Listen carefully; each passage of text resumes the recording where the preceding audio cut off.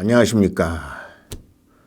지금 그 제3 후보 안철수 후보가 급부상하고 있습니다. 사실 지금 대선에 나와 있는 후보가 안철수, 심상정,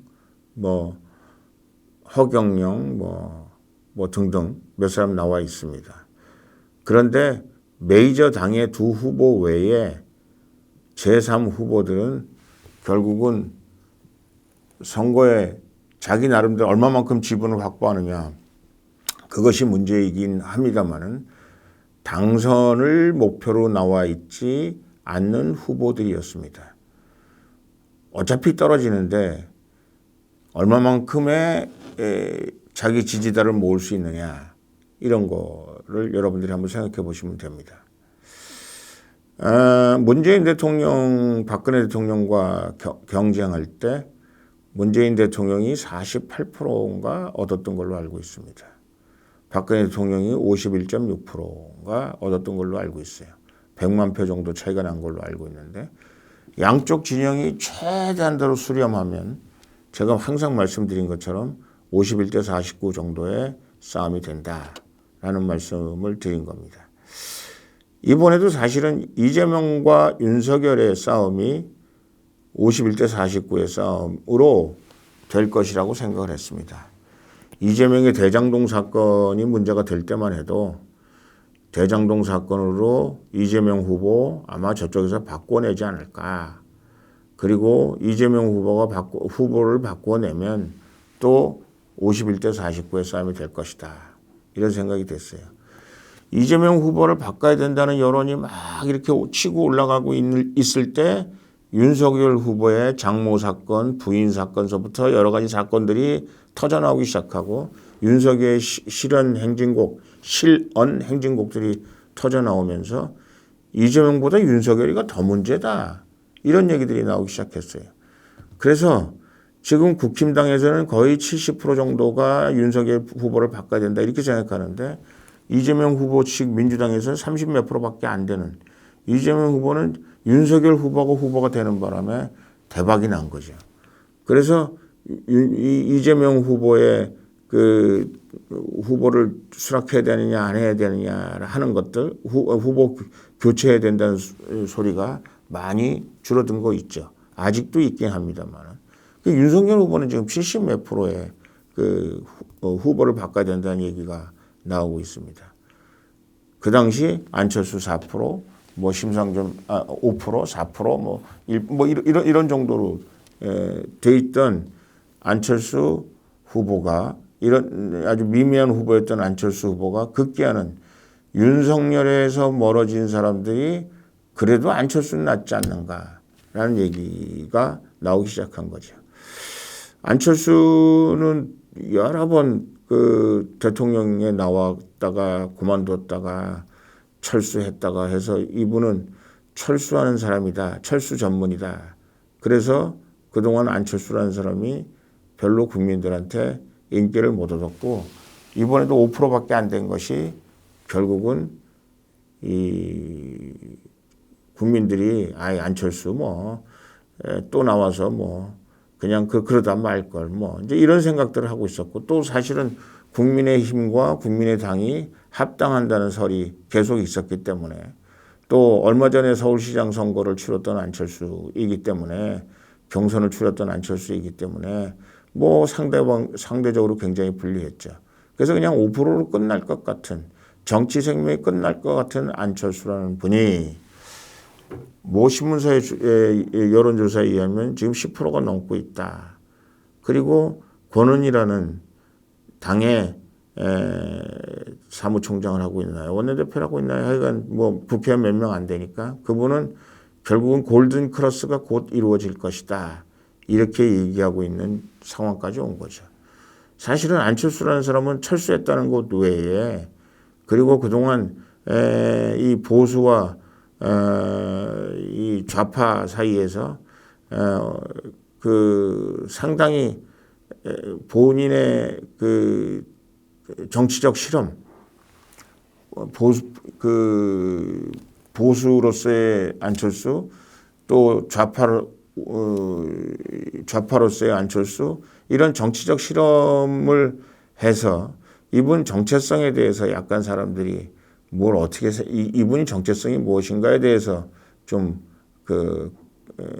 의심을 갖는 이 사람이 과연 어떤 철학과 어떤 신념을 가지고 있나 국정 철학을 가지고 있나 뭐 이런 거에 대해서 여러 사람들이 이런저런 생각들을 하고 있는데 제가 이렇게 정책들을 좀 살펴보면 보수적인 정책을 가지고 있는 것도 있고 또 약간 좌파적인 정책을 가지고 있는 것도 있는데 사실은 결국 자기가 기본적으로 어디에서 출발한 중도 외연 확장이냐 이것이 사실은 굉장히 중요한 것이긴 합니다. 잘 살펴보면 보수와 가까운 그런 정책이나 공약들도 많이 갖고 있기는 합니다. 그러나 이분은 이제 의사였고 또 컴퓨터 백신을 개발한 사람이었고 그랬기 때문에 정치에 대해서는 상당히 문외한이다 이렇게 생각을 했었습니다만은 그러나 이재명 말하는 저런 대장동 사건 대한민국 앞으로 말아먹을 것 같은 저런 어마어마한 이 부동산 투기 사기 사건 조폭과 연루되어 있는 이재명 아무리 안철수라는 사람이 문제가 있다고 해도 이재명 문제보다는 크지 않은 것 같은 생각이 들거든요. 더 나아가서 이재명 아들은 무슨 뭐 성접대니 무슨 뭐 여러 가지 뭐 이상한 뭐 도박이니 뭐 이상한 얘기들이 연루돼 있는데 안철수 따님은 스탠포드 대학 나와서 미국에 지금 과학자로서 지금 깃발을 날리고 있다. 이런 것도 굉장히 신선한 소식이고 또 전번 코로나 때 안철수가 대구에 가서 직접 의사 가운을 입고 봉사했던 그런 안철수의 모습을 떠올리게 되는 것이죠. 그리고 이 윤석열 검사 후보와 비교하면 이분 윤석열 검사의 뭐 의사시험을 9번 떨어진 것도 아니고요. 또 이분이 그 가족 뭐 장모가 됐건 이분 부모님은 의사 선생님이라고 알고 있는데 장모가 됐건 또 이 부인이 됐건 부인도 아마 서울대학교 교수인가 제가 그렇게 어느 대학 교수인가 그렇게 알고 있는데 하여간 어찌 되었든 이 윤석열 집안이 가지고 있는 이런 정말 상상할 수도 없는 그런 문제점들과는 아주 거리가 먼 사람이었다는 거죠. 말하자면 이 세 후보만 놓고 보면 하나의 사람으로서 그동안 살아온 족적이나 이런 것들이 이 사람들보다는 월등하고 국민의 공감대를 얻을 수 있는 사람이라는 거죠. 그래서 국민의당에서는 결국은 골든 크로스가 일어날 것이고 안철수에게 기회가 있을 것이다. 그런 얘기를 하죠. 안철수가 막 커가니까 더불어민주당에서 안철수한테 콜을 했어요. 그리고 또 원래 국민의힘은 안철수와 같이 합당하자 뭐 어쩌다 했었는데 이준석, 김종인의 그 개인적인 벤데타에 의해서 서로 개인적으로 서로 싫어하고 그러는 것 때문에 서로 사이가 나빠져 있다 이 말이죠. 그래서 결국은 안철수에 대해서 아주 나쁜 얘기들을 쏟아놓으면서 안철수와 거리를 벌려놓고 말았습니다. 그런 상황에서 안철수가 지금 10%를 넘어서 전진하고 있다. 이런 소식들이 들려오고 있어요. 어떤 사람들이 얘기합니다. 60일이라는 선거 기간은 너무 짧은 거 아닙니까? 아닙니다. 제가 보기에는 홍준표 후보도 그 얘기를 했어요. 자기가 5%에서 국민적 48% 지지를 얻는 것까지 두세 달밖에 걸리지 않았다. 그리고 처음에 이 지지도가 이렇게 움직이는 것이 결국은 좀 시원치 않다고 해도 결국은 그것이 한번 움직이기 시작하면 엄청나게 빠른 속도로 움직이게 되고 치솟을 것이다. 그런 생각을 합니다. 안철수 후보에게 얘기하고 싶은 것이 있어요. 전번에 사실은 홍준표 후보가 전번 대통령 선거에 문재인 대통령 선거 할 때 24%인가 얻었어요. 그리고 안철수 후보가 21%인가 얻었어요. 그리고 뭐 유승민 후보도 있었죠. 그때 뭐 5, 6% 정도 얻은 걸로 알고 있는데 그런 것 이쪽을 다 더하면 박근혜, 안철수, 홍준표, 유승민 뭐 이런 사람들을 다 더하면 박근혜 대통령 지지율만큼 나와요. 그리고 문재인 후보도 제가 드리려고 하는 말씀, 문재인 후보도 처음에 자기가 얻었던 투표만큼 나와요. 그쪽 사람들을 더하면. 그런데 안철수와 홍준표가 딱 반으로 나눠 먹는 바람에 홍준표가 조금 더 하긴 했습니다만은 문재인이라는 사람이 전번 선거는 참 싱거운 선거가 되고 말았잖아요. 지금도 우리가 가장 우려하는 시나리오는 윤석열과 안철수가 반반씩 딱 띄어먹어서 결국 문재인이 대통령 당선되듯이 이재명이라는 사람이 또 당선되면 어떡하나 하는 생각이 있습니다. 지금 그런 징조들이 보여요. 왜냐하면 이재명이라는 사람은 40% 이하로 떨어지지 않거든요. 그리고 국민의힘 입장에서는 안철수 후보가 웬만큼 국민의힘에게 어필하고 웬만큼 그 야권의 정말 절대적인 후보로 등장하기 전까지는 국민의힘이 안철수에게 힘을 실어주기는 굉장히 어렵다. 그러니까 이게 아이러니죠. 이 국민의힘은 안철수가 절대적인 지지를 얻어서 국민들에게 이제 안철수밖에 없다. 이제 안철수로서 정권 교체가 가능하겠다라는 생각이 들면 국민의힘이 도와줄 것이다. 제가 이렇게 말씀드렸잖아요. 그런데 이 안철수 입장에서는 국민의힘에 있는 사람들이 안철수를 적극적으로 도와주지 않으면 이 사람이 대세다라는, 그래서 국민의힘이 이제 이쪽에는 윤석열 대신에 안철수로 옮겨가도 되겠다. 안심하고 옮겨가도 되겠다. 이런 생각을 하기가 쉽지 않다라는 겁니다. 그리고 우리나라의 그 전통적인 양당 제도는 제3 후보에게 엄청 불리할 수 있다. 이런 얘기죠. 그럼에도 불구하고 제가 말씀드리는 것은 마크롱 같은 기회를 가질 수 있는 대선판이 지금 됐어요. 안철수가 마크롱이 될 수 있을지 없을지 모르겠어요. 마크롱이라는 사람은 국회의원 한 사람도 없이 대통령이 되고 그러면 여당이 된 사람 아닙니까? 저는 이번에 그렇게 될 수 있는 가능성이 생겼다는 것만 해도 안철수에게는 엄청난 기회가 되는 것입니다. 이 기회를 어떻게 살릴 것이냐.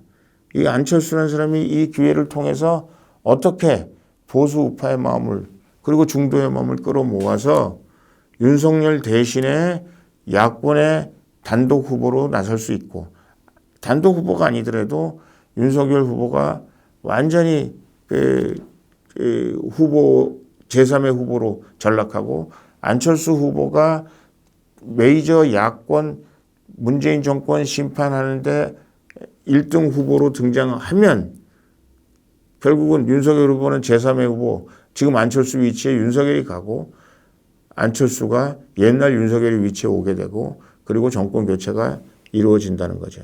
그럴 가능성이 있는 상황이 됐다는 것만 해도 윤석열 후보한테는 엄청난 지금 위기이고요. 안철수에게는 엄청난 기회가 온 것이다. 이거야말로 별의 순간이고 이 별의 순간을 잘 안철수 후보가 캐리할 수 있었으면 좋겠다. 라고 생각하는 사람들이 많이 늘어났다는 거죠. 그건 역시도 안철수에게는 상당히 좋은 일이다. 라고 생각을 합니다. 저는 아직도 여러 가지로 넘어야 될 강이 많이 있고 걱정거리가 많이 있다. 그리고 과연 이분이 실질적인 메이저 후보로서의 그 역할을 담당할 수 있을까? 또 이분도 저 TV 토론 같은 데 가보면 말을 잘 못하시는 분이잖아요. 엉뚱한 대답하고 그러시는 분 아니에요? 그래서 그런 TV 토론에도 좀 부담이 있고 또 이분은 정체성, 확실히 내가 누구다라는 걸 밝혀야 되는데 그런 의미에서 아직도 정체성에 대해서 애매모호하게 생각하는 사람들이 있다라는 거. 그런 것들이 걱정이 되긴 합니다만은 그리고 국민의힘의 우리가 그래도 전통 야당이라는 그런 자기들 나름대로의 자부심 이런 것들을 어떻게 마음을 열고 안철수를 독해할 수 있는가 이런 것들이 안철수에게서는 큰 숙제이고 그것이 한두 가지 빗장이 풀리면 안철수에게도 기회가 생긴 그런 대선판으로 변해가고 있습니다 하는 말씀을 드리는 겁니다. 감사합니다. 하늘에 울려 퍼지는 큰 기상을 보아라. 조국이 우리를 힘껏 부르는 준엄한 명령이다. 태극기 높이 받들고